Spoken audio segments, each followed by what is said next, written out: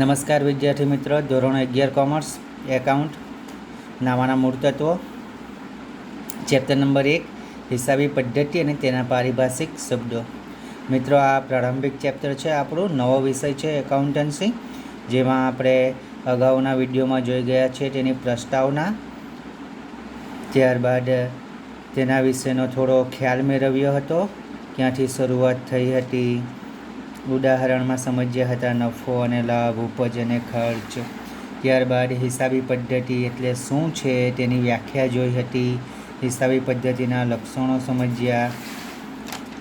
ત્યારબાદ આપણે હિસાબી પ્રક્રિયા, હિસાબી પદ્ધતિના હેતુઓ, હિસાબી પદ્ધતિના ફાયદા અને મર્યાદાઓ, હિસાબી પદ્ધતિ ધંધાની ભાષા તરીકે કઈ રીતે છે, હિસાબી પદ્ધતિ વિજ્ઞાન છે, વિજ્ઞાનની સાથે કળા પણ છે, એ શીખ્યા. અને છેલ્લા વિડીયોમાં આપણે હિસાબી માહિતીના ગુણાત્મક લક્ષણો પણ જોયા છે. હવે આજના વિડીયોમાં આપણે જોવાના છે હિસાબી માહિતીના ઉપયોગકર્તાઓ અને તેમની જરૂરિયાતો. હિસાબી માહિતીના ઉપયોગકર્તાઓ અને તેમની જરૂરિયાતો જોવાના છે. તો કોણ વ્યક્તિઓ એવા છે કે જે ધંધાની હિસાબી માહિતીઓનો અભ્યાસ કરે છે અને શા માટે તે માહિતી ઉપયોગી છે તે વિષય પર આપણે અભ્યાસ કરીશું. તો સૌપ્રથમ તો સંચાલકો.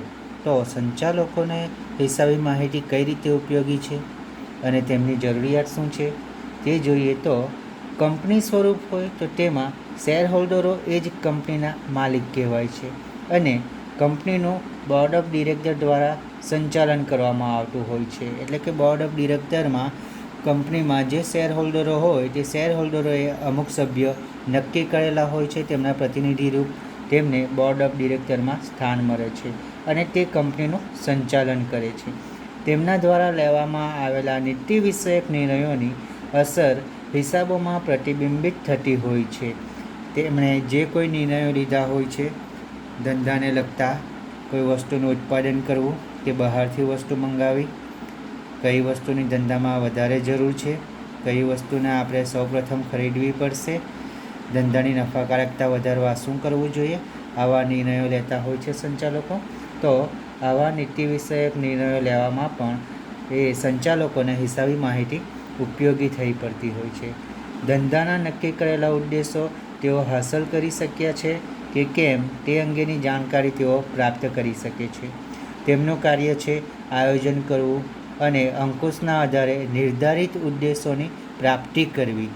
આયોજન અને અંકુશ દ્વારા તેઓ જે કોઈ પણ નિર્ધારિત હેતુઓ નક્કી કર્યા હોય છે, ઉદ્દેશો નક્કી કર્યા હોય છે તે પ્રાપ્ત કરવાના હોય છે. તેઓ આયોજિત અંદાજો અને ખરેખર પરિણામોની સરખામણી કરીને તફાવતો શોધે છે. જે કોઈ વિચલનો આવતા હોય, જે ધાર્યું હોય અને તેના કરતાં પરિણામ જે આવ્યું હોય તો તે પરિણામ વચ્ચે શું તફાવત રહે છે, કેમ આવું પરિણામ આવ્યું તે અંગેના તફાવતો તે શોધતા હોય છે અને ભવિષ્યમાં આવી ભૂલો ન થાય કે વધારે સારું પરિણામ મેળવી શકાય તે માટેનો નિર્ણય લે છે. હવે આ જે તફાવતો શોધે, આ જે વિચલનો આવે, જે ભૂલો થઈ હોય તેનું ભવિષ્યમાં પુનરાવર્તન ન થાય તે રીતે સુધારાત્મક પગલાં પણ સંચાલકો લેતા હોય છે. હિસાબો એ સંચાલકો માટે તેમની કાર્યક્ષમતા માપવા અંગેનું આદર્શ સાધન છે. સંચાલકોએ આંતરિક ઉપયોગકર્તા તરીકે વર્ગીકૃત કરી શકાય, કારણ કે કંપનીમાં સંચાલકો કંપનીનું નિરીક્ષણ કરી, અભ્યાસ કરી, કેવા નિર્ણયો લેવાના છે, શું કરવાનું છે તે બાબતો નક્કી કરતા હોય છે. તો સંચાલકો એ કંપનીની અંદર રહીને જ કામ કરતા હોય છે, માટે સંચાલકો એ કંપનીના આંતરિક ઉપયોગકર્તાઓ જ કહી શકાય. આથી હિસાબો એ સંચાલકો માટે ઘણા અગત્યના છે. હવે નંબર 2 ઉપર જોઈએ. સંચાલકો બાદ નંબર 2 શેર હોલ્ડર્સોને આ માહિતી જે હિસાબો તૈયાર કરવામાં આવ્યા હોય છે તે માહિતી ઉપયોગી હોય છે. તો તે શા માટે? તો કાયદાકીય જોગવાઈઓના આધારે કંપનીના સંચાલકોએ નિર્ધારિત સમય મર્યાદામાં તમામ શેર હોલ્ડર્સને કંપનીના હિસાબોની પ્રમાણિત નકલ મોકલવાની હોય છે. આખા વર્ષ દરમિયાન જે કોઈક પણ ધંધાની પ્રવૃત્તિઓ થઈ છે, નફા નુકસાન અને આર્થિક પરિસ્થિતિ જાણવા માટે શેર હોલ્ડર્સને માહિતી અહેવાલ સ્વરૂપે પહોંચાડવી પડે છે. આ હિસાબોની નકલ મેળવી શેર હોલ્ડર્સનો અધિકાર છે. હવે જો આ હિસાબો જે તૈયાર કરવામાં આવ્યા હોય છે તે હિસાબોને જોઈ શેર હોલ્ડર્સ નક્કી કરી શકે કે આપણી કંપનીની અંદર વર્ષ દરમિયાન કેટલું ઉત્પાદન થયું છે, કેટલો નફો થયો છે, ધંધાની પરિસ્થિતિ કેવી છે, તો આ બધી બાબતો માટે આ જે અહેવાલો હોય છે તે શેર હોલ્ડર્સે મેળવવા જરૂરી હોય છે, કારણ કે તેના પરથી તે જોઈ શકે છે કે પોતાની કંપની કઈ રીતે કાર્ય કરી રહી છે, તેમનો વિકાસ કઈ રીતે થઈ રહ્યો છે. આ હિસાબોની નકલ શેર હોલ્ડર્સ પોતે મેળવવા માટે હકદાર છે અને કંપનીના સંચાલકોએ આ હિસાબી નકલ શેર હોલ્ડર્સને પહોંચાડવી એ એક એમની ફરજ છે. શેર હોલ્ડર્સ પ્રકાશિત થયેલ તમામ નાણાકીય અને બિન નાણાકીય વિગતોનું વિશ્લેષણ કરીને પોતાના કંપનીમાં રોકાણ અંગેના નિર્ણયની સમીક્ષા કરે છે, કંપનીના વિકાસ અંગે જાણકારી પ્રાપ્ત કરે છે, કંપનીના ભવિષ્ય અંગેનો અંદાજ પણ પ્રાપ્ત કરી શકે. આ બાબતના આધારે તેઓ નક્કી કરે છે કે કંપનીના શેરમાં રોકાણ રાખવું કે નહીં. જો શેર હોલ્ડર્સને લાગે કે આપણી કંપનીમાં જે શેર્સનું રોકાણ કર્યું છે તેમાં યોગ્ય નફો મળી રહે છે, તેનો યોગ્ય ભાવ ચાલે છે અને ભવિષ્યમાં પણ સારી કમાણી કરી આપશે, તો શેર હોલ્ડર્સ કંપનીમાં પોતાનું શેરમાં જે રોકાણ કર્યું હશે તે જાળવી રાખશે. જો કંપની ખોટ કરતી હોય તો આ શેર હોલ્ડર્સ પોતાના શેરનું રોકાણ કંપનીમાંથી ખસેડી પણ શકે છે. આ બાબતના આધારે તેઓ નક્કી કરી શકે છે કે કંપનીમાં જે શેરોનું રોકાણ કર્યું છે તે હવે આપણે લાંબા સમય માટે રોકવા છે કે પછી તેને આપણે બીજી કોઈ કંપનીમાં રોકવા છે. હવે આજકાલ પર્યાવરણના રક્ષાના હેતુસર કંપનીઓ જે અહેવાલો પ્રત્યક્ષ પ્રિન્ટ મીડિયા દ્વારા પહોંચાડતી હતી તે હવે ઈમેલ દ્વારા ડાયરેક્ટ ઓનલાઈન પણ પહોંચાડે છે, જેથી બહુ ઝડપથી અને સરળતાથી દરેક શેર હોલ્ડર્સને પર્યાપ્ત સમયની અંદર માહિતીઓ પ્રાપ્ત થઈ શકે. તો આપણે જોયું કે સંચાલકો અને શેર હોલ્ડર્સને હિસાબી માહિતી ઉપયોગી છે અને તેઓની જરૂરિયાતો પણ છે. હવે જોઈશું નંબર 3, સંભવિત શેર હોલ્ડર્સ.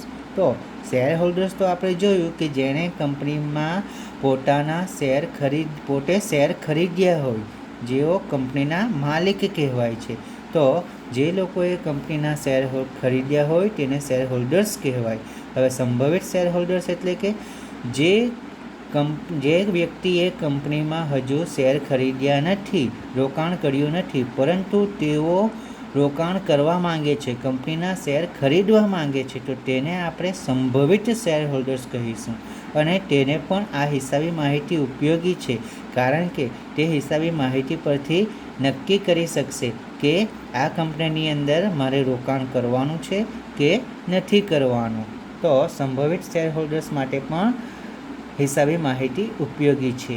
હવે આ એવા પ્રકારના રોકાણકારનો વર્ગ છે કે જેઓ પોતે કંપનીના શેર ખરીદવાની ઈચ્છા ધરાવતા હોય છે. કંપનીના શેરમાં રોકાણ કર્યા પછી તેમાંથી અપેક્ષિત વળતર મળશે કે કેમ તે અંગે જાણકારી મેળવવાના હેતુ માટે આ વર્ગ દ્વારા કંપનીના હિસાબી માહિતીનો ઉપયોગ જરૂરી બને છે. હવે જો સંભવિત શેર હોલ્ડર્સને લાગશે કે આ કંપનીમાં યોગ્ય રોકાણ કરવાથી સારો નફો મળી શકે છે અને ભૂતકાળમાં પણ જે રોકાણકારો હતા તેમને અત્યાર સુધી અપેક્ષિત વળતર સારું મળ્યું છે, તો અમને પણ મળશે, તો તેવી વિચારધારાને આધારે અથવા તો કંપનીના હિસાબોની માહિતી ચેક કર્યા પછી જો યોગ્ય જણાય તો સંભવિત શેર હોલ્ડર્સ પણ કંપનીના શેર હોલ્ડર્સ બની શકે. હવે નંબર 4, લેણદારો. લેણદારોમાં ટૂંકા ગાળાના લેણદારો કે જેઓ ધંધાકીય એકમને ઉધાર માલની સગવડ પૂરી પાડે છે તેનો સમાવેશ કરી શકાય. આ ઉપરાંત લાંબા ગાળાના લેણદારમાં ધિરાણ કરનાર સંસ્થાઓ કે કંપનીના ડિબેન્ચર હોલ્ડર્સનો સમાવેશ કરવામાં આવે છે. આ બંને પક્ષકારોએ ધંધાકીય એકમ પાસેથી ભવિષ્યમાં પોતાના લેણાં મેળવવાના હોય છે. આ પક્ષકારો દ્વારા ધંધાની કમાણીની સ્થિતિ તેમજ આર્થિક સ્થિતિ અંગેની વર્તમાન અને ભવિષ્ય અંગેની જાણકારી મેળવવા માટે આ પ્રકાશિત હિસાબોનો ઉપયોગ કરવામાં આવે છે. લેણદારો કોને કહેવાય? તો આપણી કંપનીમાં જે લોકોએ પોતે પૈસા આપ્યા છે, આપણને જે લોકોએ રોકાણ કર્યું છે આપણી કંપનીની અંદર, જેની પાસેથી આપણે ઉધાર માલ ખરીદ્યો છે, તેવા વ્યક્તિઓને આપણે પૈસા ચૂકવવાના થશે. તો તે લોકો આપણી પાસેથી પૈસા લેવાના માટે સામેના પક્ષકારને લેણદારો કહી શકાય. તો આવા જે લેણદારો છે તેને ભવિષ્યમાં કંપનીને ઉધાર માલ આપવો કે નહીં તે બાબતનો પણ નિર્ણય લઈ શકે છે. માટે લેણદારો માટે હિસાબી માહિતી ઉપયોગી છે. હવે જોઈશું નંબર 5, કર્મચારીઓ. ધંધાકીય એકમમાં કર્મચારીઓ હિસાબો પરથી પોતાના પગાર વધારા, બોનસ અને નોકરીની સુરક્ષા અંગેની સ્થિતિનો ખ્યાલ મેળવે છે કે ભવિષ્યમાં હવે ટૂંક સમયમાં પગાર વધશે કે નહીં વધે, બોનસ કેટલું મળશે, કેવું મળશે અને નોકરીમાં સેફટી જળવાયેલી રહેશે, ભવિષ્યમાં અમને યોગ્ય લાભો મળશે વગેરે બાબત કર્મચારીઓ પોતે વિચારતા હોય છે. તો તેમના માટે પણ આ હિસાબી માહિતી ઉપયોગી છે. સામાન્ય રીતે કર્મચારીઓ માટે હિસાબોમાં અગત્યનું અંગ ધંધાનો નફો હોય છે. નફાના આધારે પોતાની માંગણીઓ તેઓ સંચાલકો સમક્ષ રજૂ કરી શકે. ધંધાકીય એકમની આર્થિક સ્થિતિ અને વિકાસ સારો હશે તો પોતાની નોકરીની સુરક્ષિતતા તેઓ મેળવશે. તેનો અંદાજ બાંધી શકશે કે ધંધામાં નફો સારો થતો છે, ધંધાની આર્થિક પરિસ્થિતિ સારી છે, તો અમારી નોકરી સુરક્ષિત છે તેવો અંદાજ તેઓ બાંધી શકે. આમ હિસાબો તેમના માટે પણ ઉપયોગી છે. હવે જોઈશું નંબર 6, વેરા અધિકારીઓ. તો દેશમાં વિવિધ પ્રકારના વેરાઓ ધંધાની આવક, ધંધાની પ્રવૃત્તિઓ તેમજ અન્ય બાબતોને ધ્યાનમાં રાખીને સરકાર દ્વારા ઉઘરાવવામાં આવે છે. આ વેરાઓની ઉઘરાણી અંગે દરેક વર્ષના અંદાજપત્રમાં સરકારો દ્વારા આ અંગેની જોગવાઈઓ કરવામાં આવેલ છે. આ જોગવાઈઓ પ્રમાણે વેરાઓની ચૂકવણી ધંધા દ્વારા કંપનીઓ દ્વારા કરવામાં આવતી હોય છે. વેરાની ચૂકવણી અંગે જવાબદારી હિસાબો પરથી તૈયાર થતી હોય છે કે કેટલા વેરા ચૂકવવાના થશે તે હિસાબો પરથી જ નક્કી કરી શકાશે. જેમ કે કંપનીમાં વર્ષ દરમિયાન કેટલો નફો થયો છે, કેટલી આવક થઈ છે, તેના આધારે જ હિસાબો પરથી નક્કી કરી શકાય કે કેટલો વેરો ભરવાનો થશે. તો હિસાબી માહિતી પરથી કરવેરાની જવાબદારી નક્કી કરી શકાય. વેરાની ચૂકવણી અંગેની જવાબદારી હિસાબો પરથી જ તૈયાર થતી હોય છે. તૈયાર થયેલા હિસાબો અને ચૂકવવામાં આવેલ વેરાઓ અંદાજપત્રની જોગવાઈઓ પ્રમાણે ચૂકવવામાં આવ્યા છે કે કેમ તે અંગેની તપાસ વેરા અધિકારીઓ દ્વારા કરવામાં આવે છે. આ વેરાઓ રાજ્ય સરકાર અને કેન્દ્ર સરકાર દ્વારા ઉઘરાવવામાં આવતા હોય છે. તેથી હિસાબોનો ઉપયોગ વેરા અધિકારીઓ દ્વારા પણ કરવામાં આવે છે. જેમ કે સેલ ટેક્સ ઓફિસર હોય, કસ્ટમ હોય, તો તે લોકો કેટલો નફો થયો છે, ધંધાની પરિસ્થિતિ કેવી છે, વર્ષ દરમિયાનની કેટલી આવકો છે, તેની સામે ખર્ચાઓ કેટલા છે, આ બધી માહિતીઓના આધારે ધંધાએ કેટલો નફો કર્યો તેના પરથી વેરો નક્કી થતો હશે. તે વેરો નક્કી થાય તેના પરથી કંપની યોગ્ય સમયે વેરા ભરી શકે છે કે ભરવામાં લેટ થાય છે કે એટલો નફો જળવાઈ રહે છે, વેરા ભરી શકાય છે વગેરે બાબતો વેરા અધિકારીઓ દ્વારા નક્કી કરી શકાય, જે હિસાબી માહિતીના આધારે જ નક્કી કરી શકાય છે. માટે વેરા અધિકારીઓ માટે પણ આ હિસાબી માહિતી ઉપયોગ કરતા છે. હવે જોઈશું ગ્રાહકો. તો ધંધાકીય એકમના ગ્રાહકોને નફાના સર્જનમાં અગત્યના ભાગ તરીકે ગણી શકાય. આજનો બજાર વેચનારાઓનું બજાર નથી પણ ખરીદનારાઓનું બજાર છે. આજનું બજાર એ વેચનારાઓનું બજાર નથી પણ કોનું છે? ખરીદનારાઓનું બજાર છે. ખરીદનાર માટે એટલે કે ગ્રાહક માટે નવા કાયદાઓ અમલમાં છે અને તે પોતાની ખરીદેલ વસ્તુના તમામ હક્કો માટે પણ જાગૃત છે. તે વસ્તુ કે સેવાની પડતર અંગે પણ સજાગતા ધરાવે છે. કંપનીના હિસાબો દ્વારા ગ્રાહકો પણ વસ્તુ કે સેવાની પડતર અને કિંમત અંગેનો અંદાજ બાંધી શકે છે. આમ હિસાબો એ ગ્રાહકો માટે પણ ઉપયોગી છે. તો ગ્રાહકો માટે પણ હિસાબો ઉપયોગકર્તાઓ છે અને ગ્રાહકોની પણ જરૂરિયાત છે કે તેઓ હિસાબો મેળવી શકે. હવે જોઈશું આપણે નંબર 8 ઉપર વિદેશી ઉદ્યોગ સાહસિકો માટે આ હિસાબી માહિતી કઈ રીતે ઉપયોગી છે. તો સંદેશા વ્યવહાર અને ટ્રાન્સપોર્ટ સગવડના કારણે વિશ્વ ખૂબ જ નજીક આવી ગયું છે. તે ઉપરાંત આર્થિક નિયંત્રણો ઉદારીકરણના કારણે હળવા થયા છે. તેથી વિદેશી ઉદ્યોગ સાહસિકો એકબીજા દેશમાં પોતાની વસ્તુઓ કે સેવાઓના વેચાણની ઈચ્છા ધરાવતા હોય છે. ઉપરાંત જે તે દેશની કંપની સાથે પોતાના ધંધાનું સંયોજન કરવાની ઈચ્છા ધરાવતા હોય છે. પરંતુ આ નિર્ણયો લેતા પહેલાં તેમના દ્વારા જે તે કંપનીના હિસાબોનો ઉપયોગ કરીને કંપનીના તમામ પાસાઓ જેવા કે કંપનીની સદ્ધરતા, નફાની તરલતા, નફાકારકતા વગેરેનો અભ્યાસ કરવામાં આવે છે. આ વિશ્લેષણ કર્યા પછી તેમના દ્વારા પોતાનો નિર્ણય લેવામાં આવે છે. આમ હિસાબો વિદેશી ઉદ્યોગ સાહસિકોની દ્રષ્ટિએ પણ મહત્ત્વ ધરાવે છે. કોઈ બહારના દેશની કંપની આપણા દેશની કંપની સાથે સંયોજન કરવા માંગતી હોય એટલે કે મર્જ થવા માંગતી હોય તો તે પણ કંપનીના હિસાબો ચેક કરશે કે તેમની નફાકારકતા કેટલી છે, ધંધાની આર્થિક પરિસ્થિતિ કેવી છે વગેરે બાબતોનો અભ્યાસ કરીને પછી જ તે પણ નિર્ણય લેશે કે આ કંપની સાથે મર્જ થવું છે, સંયોજન કરવું છે વગેરે બાબતો નક્કી કરશે. માટે વિદેશી ઉદ્યોગ સાહસિકો માટે પણ હિસાબી માહિતી ઉપયોગી છે. આગળ જોઈએ નિયમનકારી સંસ્થાઓ જેમ કે સેબી છે, ઇરદા છે.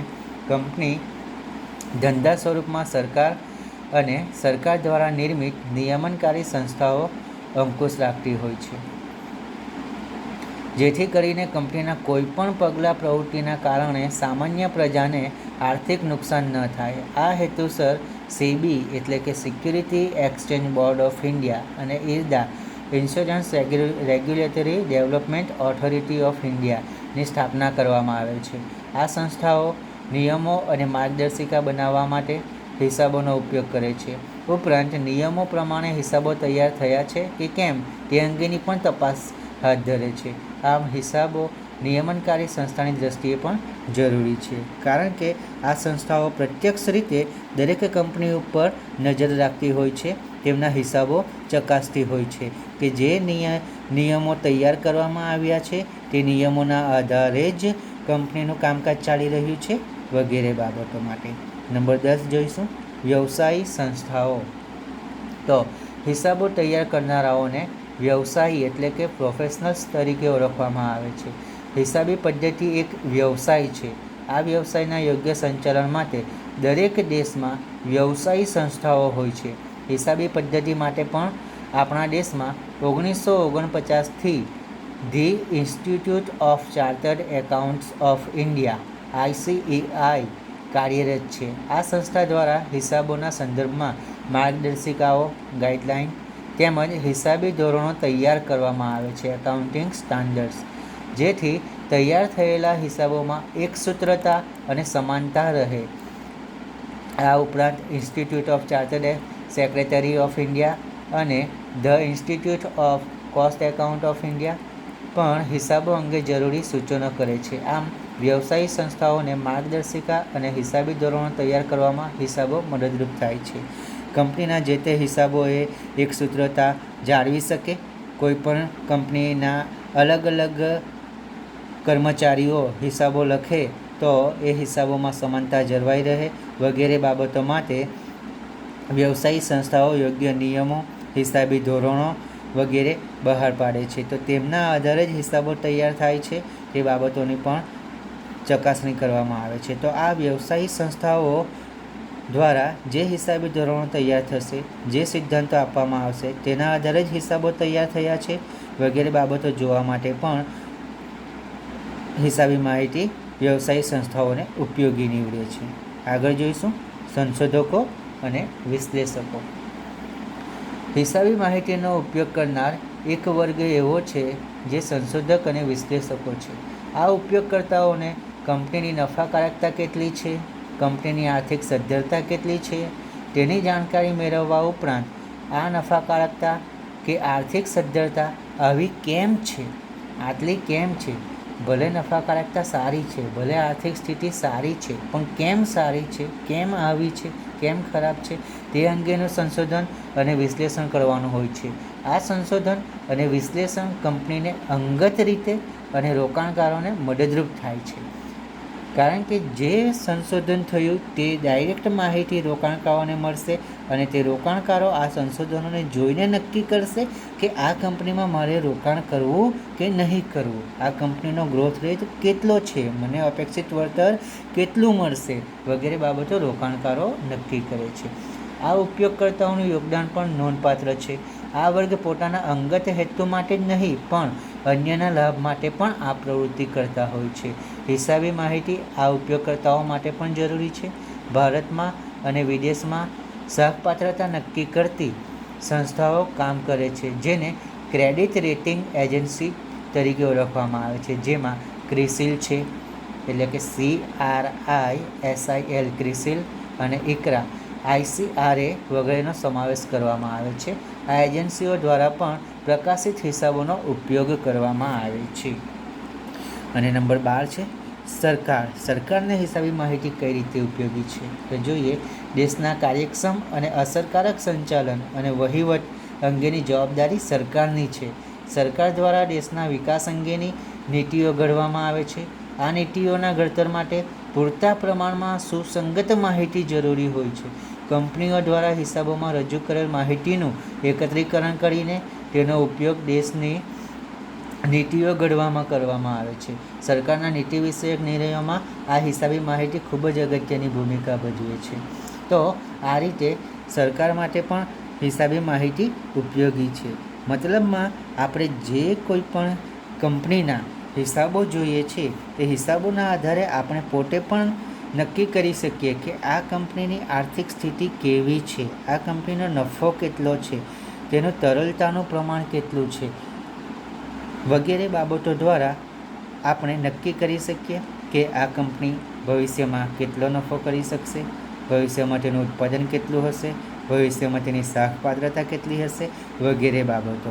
તો હિસાબી માહિતી આપણે જોયું તે પ્રમાણે અહીં 12 મુદ્દાઓ જોયા. તો દરેક માટે ઉપયોગકર્તા છે અને તેમને જરૂરી પણ છે, જેમ કે સંચાલકો, શેરહોલ્ડર્સ, સંભવિત શેરહોલ્ડર્સ, લેણદારો, કર્મચારીઓ, વેરા અધિકારીઓ, ગ્રાહકો, વિદેશી ઉદ્યોગ સાહસિકો, નિયમનકારી સંસ્થાઓ, વ્યવસાયી સંસ્થાઓ, સંશોધકો અને વિશ્લેષકો અને સરકારને.